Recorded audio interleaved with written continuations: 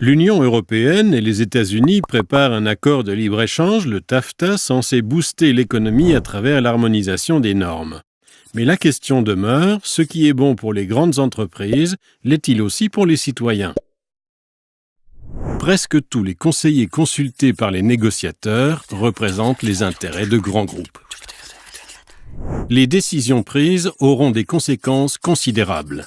Une bonne raison de garder les négociateurs à l'œil. L'inconvénient, c'est que les négociations se déroulent à huis clos. On fait mieux comme démocratie. Quels sont les enjeux ? Quels intérêts se cachent derrière l'accord ?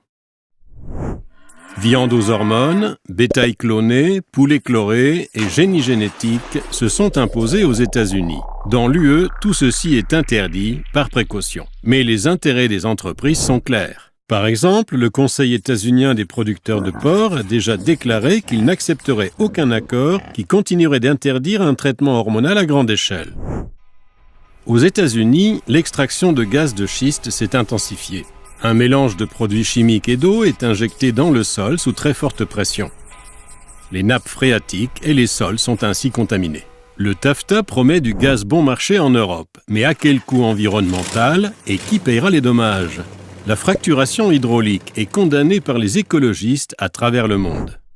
En 2010, suite à la crise financière, les États-Unis ont encadré l'activité bancaire en régulant les filiales étrangères de leurs banques. Et ça énerve vraiment le secteur bancaire US. À présent, l'Union européenne devient un nouvel allié avec ses lois moins contraignantes. La régulation des banques est de nouveau en jeu et les quelques acquis sont menacés des deux côtés de l'Atlantique. Aux États-Unis, le droit du travail et le droit syndical sont plus faibles qu'en Europe. Élections professionnelles et droit de mener des négociations collectives n'existent pas ou sont bafoués. Avec l'ouverture de nouveaux marchés à la concurrence, certains acquis sociaux pourraient être menacés.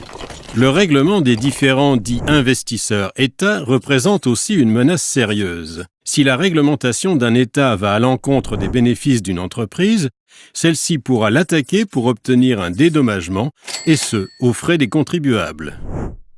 Et des plaintes de ce genre sont à prévoir dès lors que les bénéfices attendus sont affectés par des lois environnementales, un salaire minimum, une hausse d'impôts ou encore l'interdiction de certains produits. Ceci est d'autant plus problématique que les plaintes ne seront pas portées devant un tribunal ordinaire, mais devant un tribunal d'arbitrage. Composé de 3 avocats, ces décisions sont contraignantes en matière de droit international. Les accords de libre-échange peuvent coûter cher aux citoyens.